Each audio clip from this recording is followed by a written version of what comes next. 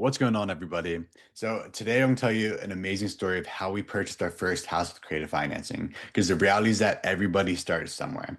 And for us, we started off wholesaling. And as we were wholesaling, we started doing some deals. But the idea of owning properties and holding properties and buying with creative financing seemed lifetimes away. So today I'm going to break down the story of our first house. This is a story of how we got a $500,000 house for $0 down and a crazy interest rate and with hundreds of thousands of dollars of equity. So definitely tune in for this one because this story shows us how it's not just about the numbers. It's not just about the deal structuring. Like every single deal, there's more to it, especially when we come and start talking about creative financing. So without further ado, let's dive in and hear this story.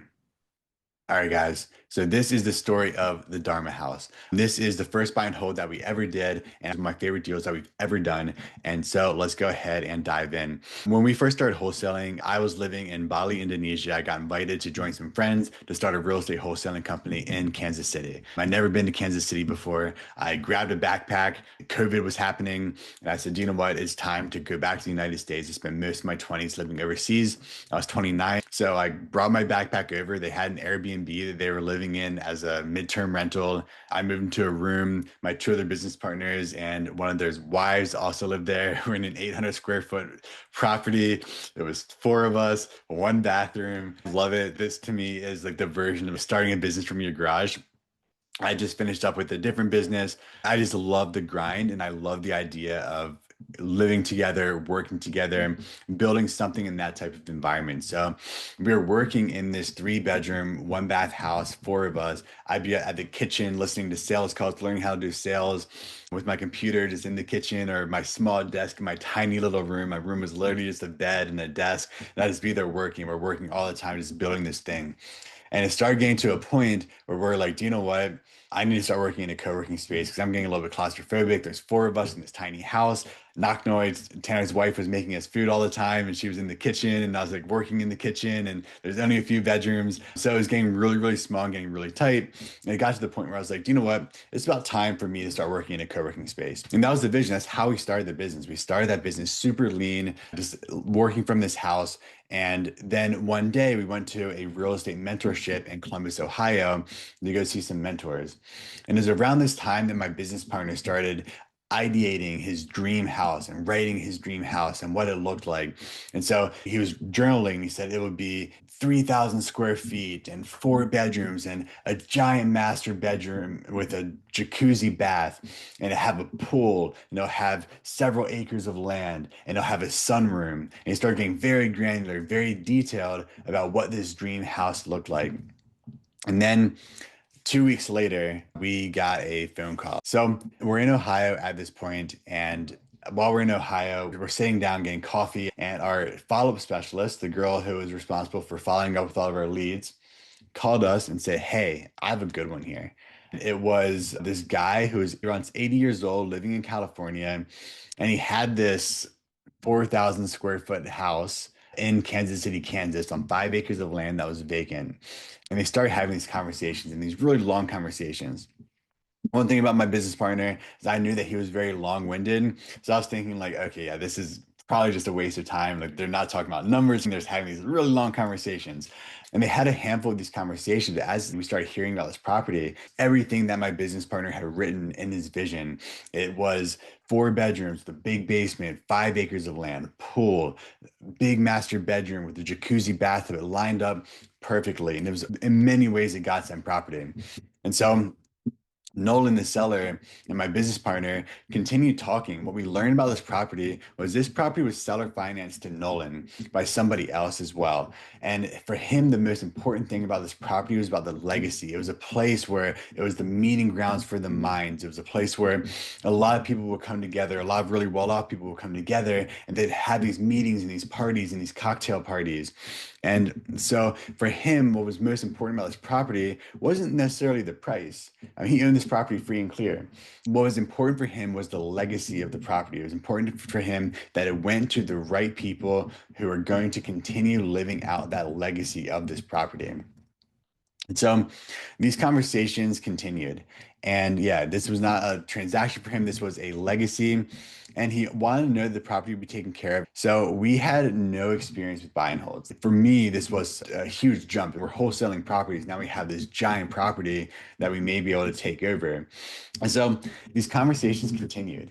And the conversation with the seller continued. We had very little capital, so we didn't have the ability to pay him a whole lot. We were always watching these YouTube videos, and everyone's like, offer $0 down. So I was like, okay, let's offer him $0 down and see if that would work. It got to the point where Nolan sent us over all these pictures of the property through snail mail, the actual photos that he had of the property to show us the property. So these conversations happened for weeks and weeks, and there's building this relationship.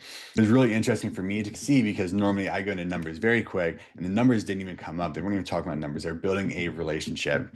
And so we had a mentor locally that was an expert in creative financing. We talked to him over and over and over again about this deal and how we should go about structuring it. And he really helped us out. So we were going to go for a $0 down offer because we didn't have the capital. When Luther stepped in and said, hey, offer him $20,000 down. We're like, we don't have $20,000. And Luther said, I'll give you a 0% interest loan for 20,000 against the property. So he basically offered us the down payment. He gave to us a 0% interest because Luther wanted to see us succeed, right? And this is also in a future video, I'll talk about mentorship relationships because mentorship is not transactional, right? And there is a transaction occurring. The people oftentimes just want to see your success. So Luther gave us the money for the down payment of this property.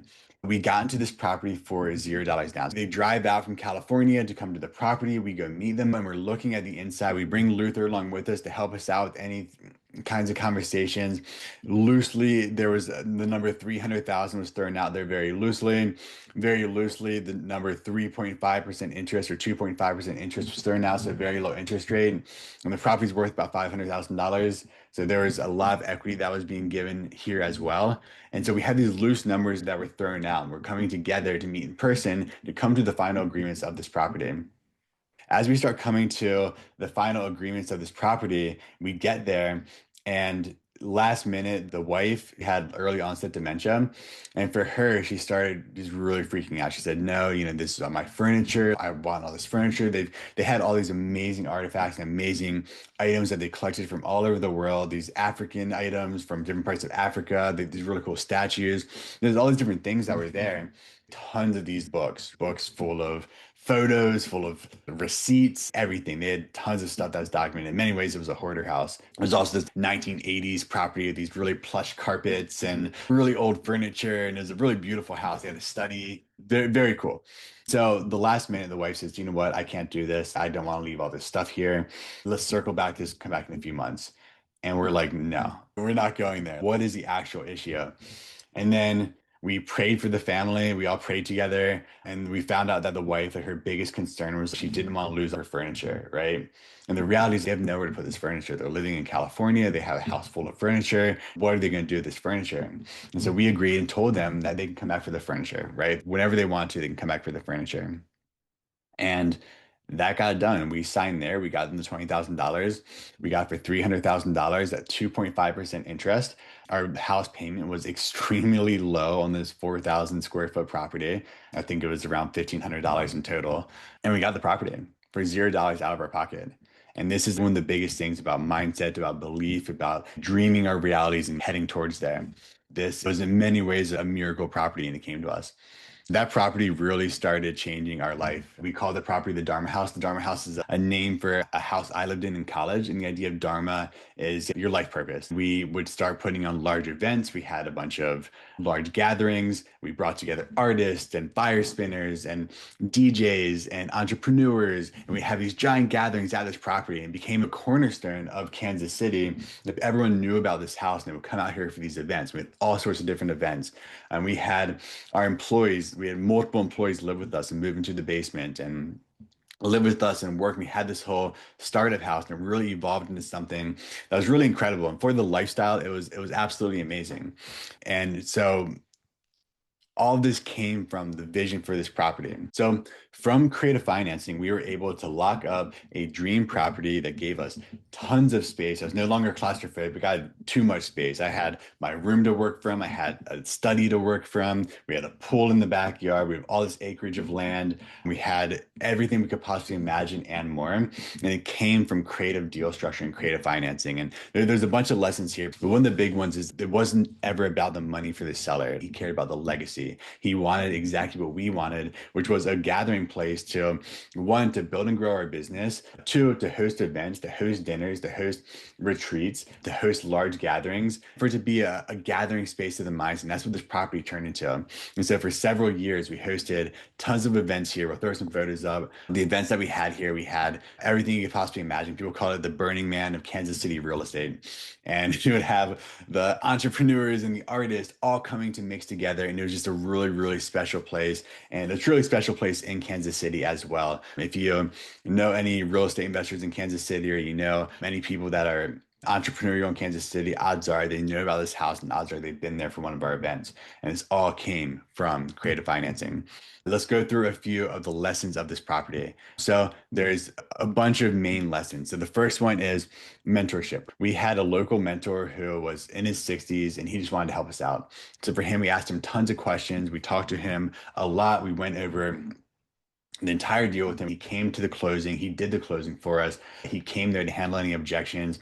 And at the end of the day, he gave us the money to get into the deal. Because if we offered $0 down, it could have killed the deal. The second one is creative financing. It's just understanding the different ways you can structure these deals. Everyone thinks that it's always going to be about the money, and it's not. For this deal, we couldn't have made it work in any other way. We couldn't have gotten a loan on it. We weren't lendable. For us, the only way to do this was with creative financing. And for Nolan, the seller, of course, he wants to lock in his equity and get money out of the deal. But his biggest thing was that relationship and knowing that this house was going to live on in a good way. And the seller actually passed away recently, only 5 years after we purchased the property. So that was really important for him to pass it down and to get the legacy of this deal. Another one of the biggest things, and this is one of the biggest things that successful people have over time. If you've never read the book, The Third Door by Alex Banayan, it's an amazing book about how people got started, how Lady Gaga got started, how Bill Gates got started, how Steven Spielberg got started. And the answer is pretty much always the same. They said yes before they had proof. So Bill Gates, they had their first order for some sort of software and they said, yes, of course we can do it. And they hadn't even built it yet. They sold it before they even built it. Steven Spielberg, he snuck on the set to get his first gig, right? They went through this back door and they say, yes, I'll figure it out no matter what. And they bit off more than they can chew. And that is a characteristic of successful people across the board, biting off more than they can chew and just saying, yes, I know I can figure this out and figuring it out. And that's huge. That's absolutely huge. And that's something that we've done over and over again, is just saying yes and we'll figure it out. And we know that we can figure it out. So yeah, this deal didn't just change our portfolio. It absolutely changed our life. So I want to share with you guys this story to show you a few things. One is that creative financing is amazing. It's incredible. What we can do with creative financing is awesome. Two is show you that whatever you can believe, you can conceive. Dream big. Get very clear about what you want in life, whether it's your life partner, how you want your business to look, how you want your portfolio to look, how you want your life to look. If you're not already in our free school community, we have a section called the Foundations. That is an AI type of prompt to help you to envision your dream life. And your dream life is extremely important. That is the starting point. If we don't have our dream of what our vision is for our lives, we're just floating at sea. We need to have that endpoint, not the endpoint like the end all be all, but we need to know where we're going towards right now. And so that is extremely important as well. Knowing what our goal is, knowing where we want to go. This property allowed for us to create amazing community in Kansas City. Thousands of people have been in this house for events, and also shows what was possible with creative financing and really got us started on, now we've done over 200 transactions. We've done over 70 houses that we've sold on seller financing to families that can't qualify with the banks. And this house got us fully started. So I hope this gives you a little bit of inspiration. I hope you enjoyed this video. Definitely subscribe if you're still at this point, comment below. But this is what is possible with creative financing. And this is what is possible when you do real estate.